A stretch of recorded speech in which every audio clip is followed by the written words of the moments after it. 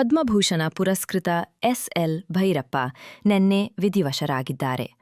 ಅಂತಿಮ ದರ್ಶನದ ವ್ಯವಸ್ಥೆಗಾಗಿ ರವೀಂದ್ರ ಕಲಾಕ್ಷೇತ್ರದಲ್ಲಿ ಅವರ ಪಾರ್ಥಿವ ಶರೀರವನ್ನು ಇಡಲಾಗಿದ್ದು, ಈ ಸಂಬಂಧ ರಾಜ್ಯದೆಲ್ಲೆಡೆ ಸಾಹಿತ್ಯಾಸಕ್ತರು, ಗಣ್ಯರು, ಅವರ ಅಭಿಮಾನಿಗಳು ಕಂಬನಿ ಮಿಡಿಯುತ್ತಿದ್ದಾರೆ. ಬಡತನದಲ್ಲಿ ಹುಟ್ಟಿ ತುತ್ತು ಅನ್ನಕ್ಕಾಗಿ ಪರದಾಡಿದ ಅವರ ಬದುಕಿನಲ್ಲಿ ಪ್ಲೇಗ್ ಎಂಬ ಮಹಾಮಾರಿ ಬಂದು ಹೆತ್ತಮ್ಮನನ್ನು ಬಲಿಪಡೆಯಿತು. ಇಂತಹ ಸಂದರ್ಭದಲ್ಲಿ ಧೃತಿಗೆಡದೆ ನಾನಾ ಕೆಲಸಗಳನ್ನು ಪ್ರಾಮಾಣಿಕತೆಯಿಂದ ಮಾಡಿ ಬದುಕು ಕಟ್ಟಿಕೊಂಡಂತಹ ಸರಸ್ವತಿ ಸಮ್ಮಾನ್ ಪ್ರಶಸ್ತಿ ಪುರಸ್ಕೃತ ಎಸ್.ಎಲ್. ಭೈರಪ್ಪ ನಮ್ಮನ್ನು ಅಗಲಿದ್ದಾರೆ. ಅಂತಹ ಮಹಾನ್ಚೇತನದ ಬಗ್ಗೆ ಸ್ಥಳೀಯ ಸಾಹಿತಿಗಳು, ಅವರೊಂದಿಗೆ ಸಂಬಂಧ ಮತ್ತು ಕಾದಂಬರಿಗಳ ಬಗ್ಗೆ ವಿಸ್ತೃತವಾಗಿ ಇಬ್ಬರು ಲೇಖಕರು ಕನ್ನಡ 9 ಜೊತೆ ಹಂಚಿಕೊಂಡಿದ್ದಾರೆ.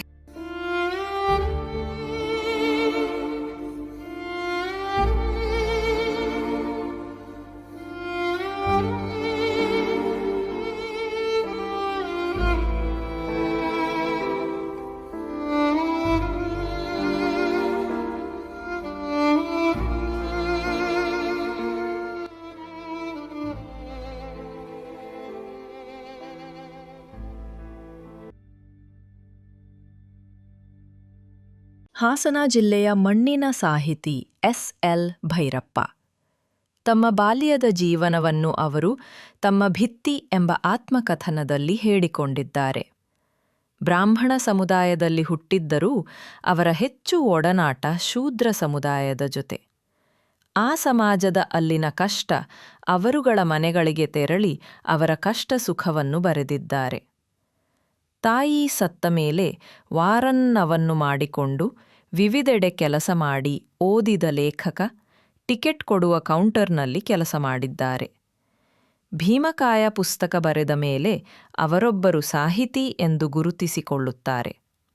ಭೈರಪ್ಪ ಎತ್ತರದ ಸಾಹಿತಿಯಾದರೂ ಸ್ವಗ್ರಾಮದ ಜೊತೆ ಉತ್ತಮ ಒಡನಾಡವಿಟ್ಟುಕೊಂಡಿದ್ದರು.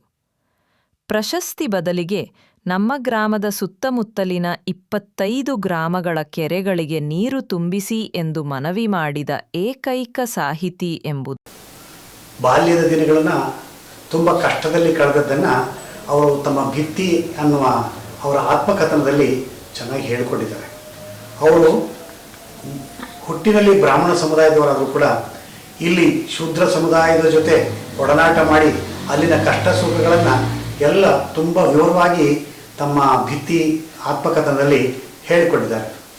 ಅದಲ್ಲದೆ ಭೈರಪ್ಪನವರು ಎಲ್ಲವೂ ಇದ್ದು ತುಂಬ ಸಂಕಷ್ಟದಲ್ಲಿ ಇದ್ದಂಥ ಸ್ಥಿತಿಯನ್ನು ಅವರು ಭಿತ್ತಿಯಲ್ಲಿ ಹೇಳ್ಕೊಂಡಿದ್ದಾರೆ. ಜೊತೆಗೆ ಚನ್ನರಾಯಪಟ್ಟಣದಲ್ಲಿ ವಾರಾನ್ನವನ್ನು ಮಾಡಿಕೊಂಡು ತುಂಬ ಸಂಕಷ್ಟದಲ್ಲಿ ಓದಿದಂಥ ವಿಚಾರ ಕೂಡ ಅವರು ಹೇಳ್ಕೊತಾರೆ. ಹಾಗೆಯೇ ಸಿನಿಮಾ ಟಾಕೀಸ್ನಲ್ಲಿ ಟಿಕೆಟ್ ಕೊಡ್ತಕ್ಕಂತಹ ಕೌಂಟ್ರಲ್ಲಿ ಕೂಡ ತಾನು ಕೆಲಸ ಮಾಡಿದೆ ಅಂತ ಅನ್ನೋದನ್ನು ತಮ್ಮ ಆತ್ಮಕಥನದಲ್ಲಿ ಹೇಳ್ಕೊಂಡಿದ್ದಾರೆ. ಅದರ ಜೊತೆಗೆ ಅವರು ಮೈಸೂರಿಗೆ ಹೋದ ನಂತರದಲ್ಲಿ ಅವರ ಮೊಟ್ಟ ಮೊದಲ ಕಾದಂಬರಿ ಭೀಮಕಾಯ ಬಂದ ಮೇಲೆ ಅವರು ಸಾಹಿತಿಯಾಗಿ ಗುರುತಿಸ್ಕೊತಾ ಹೋಗ್ತಾರೆ. ಸಾಹಿತಿಯಾಗಿ ಅನೇಕ ಸಾಮಾಜಿಕ ಕಾದಂಬರಿಗಳನ್ನ ಬರಿತಾ ಹೋಗ್ತಾರೆ.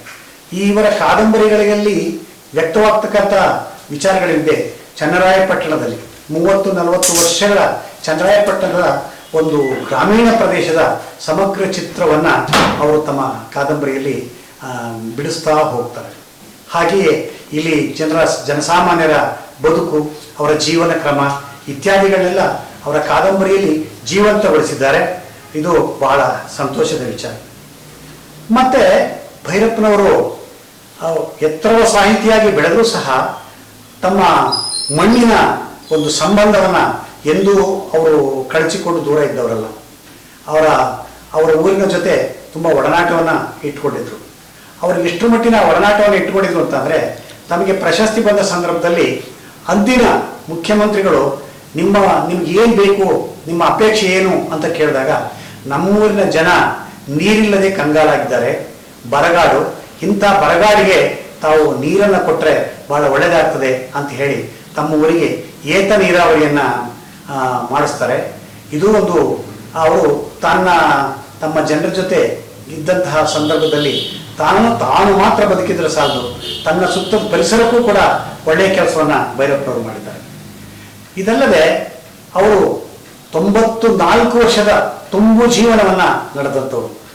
ಬಹುಶಃ ಇನ್ನೂ ಇದ್ರೆ ಇನ್ನು ಉತ್ತಮವಾದಂಥ ಶ್ರೇಷ್ಠ ಕೃತಿಯನ್ನ ಬರೆಯುವ ಸಾಧ್ಯತೆ ಇತ್ತು ಅಂತ ಹೇಳಿ ಅನಿಸುತ್ತೆ. ಆದರೂ ಕೂಡ ಅವರು ಮಾಡಿರ್ತಕ್ಕಂಥ ಕೆಲಸ ತುಂಬ ಶ್ಲಾಘನೀಯವಾಗಿರ್ತಕ್ಕಂಥದ್ದು. ಬಹಳ ಕಾಲ ಈ ಮಣ್ಣಿನಲ್ಲಿ ಉಳಿತಕ್ಕಂತಹ ಕೆಲಸವನ್ನ ಈ ಚನ್ನರಾಯಪಟ್ಟಣ ಅಂತಕ್ಕಂಥದ್ರ ಹೆಸರನ್ನ ರಾಷ್ಟ್ರೀಯ ಮಟ್ಟದಲ್ಲಿ ಅಷ್ಟೇ ಅಲ್ಲ, ಅಂತಾರಾಷ್ಟ್ರೀಯ ಮಟ್ಟದಲ್ಲಿ ಅದನ್ನು ತೆಗೆದುಕೊಂಡು ಹೋಗಿ ತೋರಿಸಿದಂಥ ಕೀರ್ತಿ ಅವರು. ಅವರು ಕೇವಲ ಸಾಮಾಜಿಕ ಕಾದಂಬರಿಯಷ್ಟು ಬರೆದದ್ದಷ್ಟೇ ಅಲ್ಲ, ಭಾರತೀಯ ಸಂಸ್ಕೃತಿಯ ಒಳಹೊಕ್ಕು, ಭಾರತೀಯ ಪುರಾಣಗಳ ಒಳಹೊಕ್ಕು 2 ಶ್ರೇಷ್ಠ ಕೃತಿಗಳನ್ನ ಬರೆದಿದ್ದಾರೆ. ಅವ್ರು ಬರೆದಿರ್ತಕ್ಕಂಥ ಪರ್ವ ಅಥವಾ ಉತ್ತರಕಾಂಡ ಕೃತಿಗಳನ್ನ ನಾವು ಈ ಸಂದರ್ಭದಲ್ಲಿ ಹೆಸರಿಸ್ತಾ ಹೋಗ್ಬೋದು.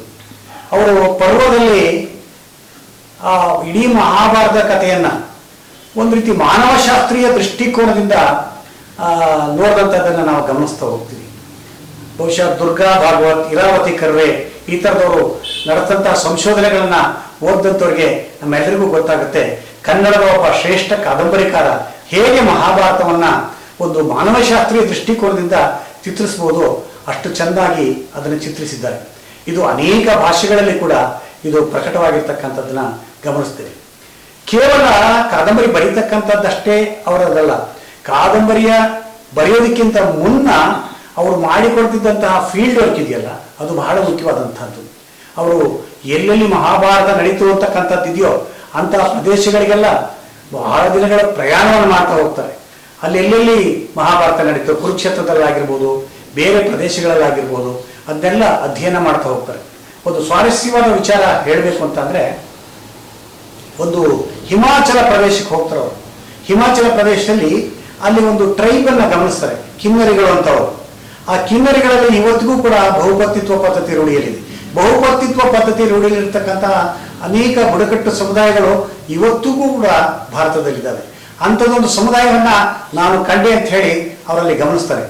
ಆಗ ಆ ಸಂದರ್ಭದಲ್ಲಿ ಅವ್ರಿಗೆ ಅನಿಸಿದ್ದೇನಂತಂದ್ರೆ, ಮಹಾಭಾರತದಲ್ಲಿ ದ್ರೌಪದಿ 5 ಜನರ ಮದುವೆ ಮಾಡಿಕೊಂಡಂಥ ಒಂದು ಸನ್ನಿವೇಶ ಇದೆಯಲ್ಲ, ಆ ಸನ್ನಿವೇಶಕ್ಕೆ ಪೂರಕವಾಗಿರ್ತಕ್ಕಂಥದ್ದು ಆವತ್ತಿನ ಸಮಾಜದಲ್ಲಿ ಇದ್ದಂತಹ ಬಹುಪತಿತ್ವ ಪದ್ಧತಿ, ಅದನ್ನ ಅವರು ಅಧ್ಯಯನ ಮಾಡಿ ಅವರ ಕಾದಂಬರಿಯಲ್ಲಿ, ಪರ್ವ ಕಾದಂಬರಿಯಲ್ಲಿ ಬಿಡಿಸ್ತಾ ಹೋಗ್ತಾರೆ. ಹಾಗೆ ಉತ್ತರಕಾಂಡದಲ್ಲಿ ಕೂಡ ರಾಮಾಯಣದ ಕಥೆಯನ್ನ ವಿಶಿಷ್ಟವಾದಂಥ ರೀತಿಯಲ್ಲಿ ತಮ್ಮದೇ ಆದಂಥ ದೃಷ್ಟಿಕೋನದಲ್ಲಿ ಅದನ್ನು ಬಿಡಿಸ್ತಾ ಹೋಗ್ತಾರೆ. ಹೀಗೆ ಭೈರಪ್ಪನವರ ಕಾದಂಬರಿಗಳು ಸರ್ವಕಾಲಿಕವಾಗಿ ಎಲ್ಲರನ್ನೂ ರಂಜಿಸ್ತಕ್ಕಂಥ ಕೃತಿಗಳಾಗಿ ಇವತ್ತಿಗೂ ಕೂಡ ಚಲಾವಣೆಯಲ್ಲಿದೆ. ಸರ್, ಎಷ್ಟು ನೋವು ತಂದಿದೆ ಸರ್ ಚನ್ನರಾಯಪಟ್ಟಣ? ಈಗ ಅವರ ನಿಧನ ತಮ್ಗೆ ಎಷ್ಟು ನೋವು ತಂದಿದೆ? ಬರೀ ನಿಮ್ಗೆ ಅಷ್ಟೇನಾ ಅಥವಾ ಚನ್ನರಾಯಪಟ್ಟಣಕ್ಕೆ ಅಷ್ಟೇ? ಅವರು ಚನ್ನರಾಯಪಟ್ಟಣ ಜನತೆ ಇವತ್ತಿಂದ ಬಹಳ ನೊಂದ್ಕೋತಾ ಇದ್ದಾರೆ. ಯಾಕೆಂದ್ರೆ ಇಷ್ಟು ಪ್ರಬುದ್ಧವಾದಂಥ ಸಾಹಿತಿ, ಇನ್ನೂ ಅನೇಕ ಪ್ರಶಸ್ತಿಗಳು, ಸನ್ಮಾನಗಳು ಸಲ್ಲಬೇಕಾಗಿರ್ತಕ್ಕಂಥವು ಸಲ್ಲಲಿಲ್ಲ ಅನ್ನುವ ಒಂದು ನೋವು ಕೂಡ ಚನ್ನರಾಯಪಟ್ಟಣದ ಜನತೆಗಿದೆ. ಸೊ ಜ್ಞಾನಪೀಠ ಪ್ರಶಸ್ತಿ ಕೂಡ ಅಲ್ಲ, ಅದ ಹೆಸರು ಹೇಳೋದಲ್ಲ, ಹೆಸರು ಇವತ್ತು ಚರ್ಚೆ ಆಗಿದೆ, ಚರ್ಚೆ ಆಯಿತು. ಅದನ್ನ ನಾನು ಇಂಡೈರೆಕ್ಟ್ ಆಗಿ ಹೇಳಿದ್ದೀನಿ. ಅನೇಕ ಪ್ರಶಸ್ತಿಗಳು ಬರಬೇಕಾಗಿತ್ತು ಅಂತಕ್ಕಂಥದ್ದು ಬಹಳ ಜನರ ನಿರೀಕ್ಷೆ. ಅದು ಭೈರಪ್ಪನವರ ನಿರೀಕ್ಷೆ ಆಗಿರಲಿಲ್ಲ, ಜನರ ನಿರೀಕ್ಷೆ ಆಗಿತ್ತು.